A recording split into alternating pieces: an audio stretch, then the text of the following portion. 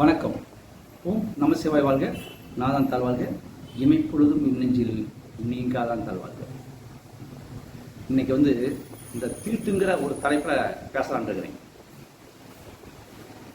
இறந்தால் தீட்டு, பிறந்தால் தீட்டு, வயசுக்கு வந்தா தீட்டு, இறந்து அடப்புன்னு ஒன்று இருக்கு, அது விழுந்தா கோயிலுக்கு போகக்கூடாது. 1 மாசத்திலிருந்து 6 மாசம் வரைக்கும் இருக்கு. அப்ப இந்த 6 மாசம் கோயிலுக்கு போக கூடாது அப்படின்னு சொல்றவங்க யாராக இருந்தாலும் அவங்க கோயிலுக்கு போகாம இருக்காங்களான்னு கேளுங்கள். உங்களுக்கு தீட்டுன்னு சொல்லி உங்களை கோயிலுக்கு போக வேணாம் சொல்லிட்டு அவங்க போறாங்க. அவங்க என்ன செய்வாங்க? அப்ப இறந்துட்டான், அல்லது ஆத்தா இறந்துட்டா, கருமாந்தரம் முடிஞ்சா அவங்க கோயிலுக்கு போயிடுவாங்க.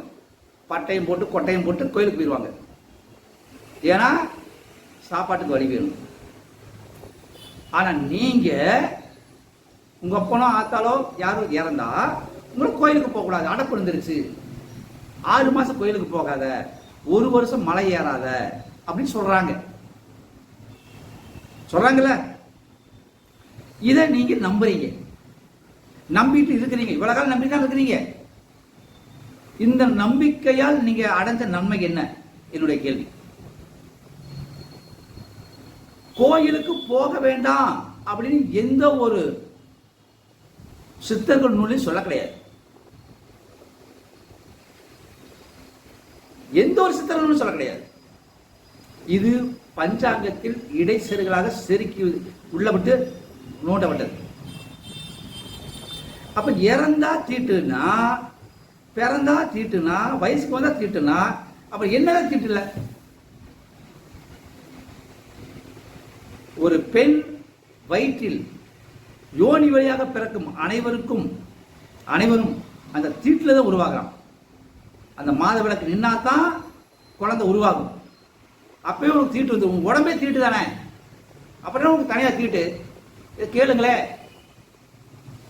உங்களுக்கு சொல்றவங்க வானத்திலிருந்து குதிச்சவங்களா, பொம்பளை யோனி வழியா பிறக்காதவங்களா? கேளுங்க. கடவுளை வணங்கக்கூடாதுன்னு சொன்னாலும் கடவுளை வணங்குவதற்கு இப்படித்தான நியதி வச்சிருந்தாலும் அதை தூக்கிறீங்க. கடவுள் ஏகமா எங்கி நினைச்சிருக்காரு? தூணிலையும் இருக்கிறாரு, துரும்பிலையும் இருக்கிறாரு, கல்லில் இருக்காரு, மண்ணில் இருக்காரு, மரத்தில் இருக்கிறார், செம்பில் இருக்கார், பித்தளை இருக்கார், தங்கத்தில் இருக்கார், வெள்ளி இருக்கார், வைரத்தில் இருக்கார். இப்ப சிலை, தங்க ரதம் நம்ம முருகனை வழிபடுறோம், வெள்ளி ரதம் முருகனை வழிபடுறோம், தெப்பத்தேர் முருகனை வழிபடுறோம், கட்டத்தேர் முருகனை வழிபடுறோம். ஏன்? அதெல்லாம் வச்சு நம்ம முருகன் அழகு பார்க்கிறோம்.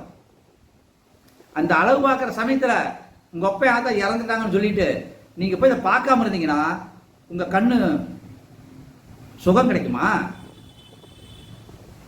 அப்ப ஆத்தா நீ இறக்க மாட்டியா? இறக்கிறவங்க எல்லாம் இறந்து தீருவாங்க, பிறக்கிறவங்க பிறந்து தீருவான். உங்க அப்பா ஆத்தா இறக்குறாங்களா? இறந்தா அந்த கர்மாந்தம் கோயிலுக்கு போ, கோயிலுக்கு போ, விளக்கேத்து, எல்லாம் செய்யி. ஆனால் 6 மாசம் கோயிலுக்கு போக வேண்டாம், 1 வருஷம் மலை ஏற வேண்டாம்னு சொன்னா அதை நீ நம்பாத. என்னுடைய ஆணித்தரமான வாதம். ஏன்னா இதெல்லாம் நான் கடைபிடிக்கல, கடைபிடிக்காம என்ன நடக்குது பார்க்கலான்ட்டு இருந்தேன். ஆனா கடைபிடிக்காம வந்தேன், நல்லா தான் இருக்கிறேன். ஏன்? பிறந்தா தீட்டு அப்படின்னா பிறக்கிறது வளர்ச்சி, இறக்கிறது முதிர்ச்சி. இறந்தாத்தான் பிறக்க முடியும், பிறந்தாத்தான் இறக்க முடியும். இறந்தா பிறப்பான், பிறந்தா இறப்பான். இது காலத்தின் கட்டாயம். அதுல எங்கடா போய் தீட்டு இருக்குது? திருந்துங்க. யார் இறந்தாலும் தீட்டை கடைபிடிக்க வேண்டிய அவசியம் இல்லை. உங்களுடைய அப்பா அம்மா இறந்துட்டாங்க, சொந்தக்காரங்க இறந்துட்டாங்க, போங்க, எல்லாம் செய்யுங்க. அந்த கருமாந்திரம் முடிஞ்சிருச்சா 3 நாள் 7 நாள் 9 நாள் 14 நாள் வைப்பாங்க. முடிஞ்சது கோயிலுக்கு போங்க, அங்க போய் மோட்ச தீபம் ஏற்றி வைங்க. 3 விளக்கு வாங்க, மண் விளக்கு. அந்த 3 விளக்குல ஒண்ணுல நெய்யை ஊத்துங்க, ஒண்ணுல நல்லெண்ணெய் ஊத்துங்க, ஒண்ணு விளக்கெண்ணெய் ஊத்துங்க. விளக்கை வச்சுட்டு அந்த ஆத்மா கண்டிப்பா சிவனுடைய பாதத்தில், பெருமாளுடைய பாதத்தில் போய் சரணடைஞ்சிடும். அதாவது உங்களுக்கு மறுபிறப்பில் நம்பிக்கை இல்லை என்றால், மறுபிறப்பில் நம்பிக்கை இருக்கும் என்றால், ஒரு உயிர் இறந்த 16ஆவது நாளைக்கு பிறகு அது வேற இடத்துல போய் பிறந்துடும். அதனால நம்ம திதி கொடுக்க வேண்டிய அவசியம் இல்லை. அதை பற்றி அடுத்த ஒரு காணொலியில் நான் பேசுறேன். அப்ப இப்ப தீட்டை மட்டும் நான் முடிச்சிடறேன். அப்ப இந்த தீட்டுங்கிறது என்ன அப்படின்னா, மனுஷன் தீட்டுல உருவாகிறான். தீட்டு உருவாகிற மனுஷன் கூட தீட்டு இருக்கா? நெருப்புல நெருப்பு வருமா? தண்ணி கூட தண்ணி வருமா? தங்கத்திலே தங்கம் வருமா? என்னடா நியாயம்? அதனால் தீட்டு என்று தெய்வத்தை ஒதுக்கி வைக்க வேண்டாம். தீட்டு அது இறந்தால் அந்த கர்மம் கோயிலுக்கு போய் கும்பிடுங்க, முறைப்படி கும்பிடுங்க, உங்களுக்கு நல்ல பலன் கிடைக்கும். பிறந்தா ஒன்றும் பிரச்சனை. நான் என் பிள்ளைகளும் பிறந்தோடனே கோயிலுக்கு போனீங்க, ஏன் சாமி ஏத்துக்காதா? பிறக்கிறதும் இறக்கிறதும் இயற்கை.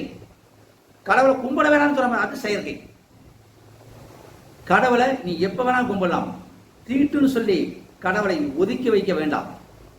நன்றி, வணக்கம்.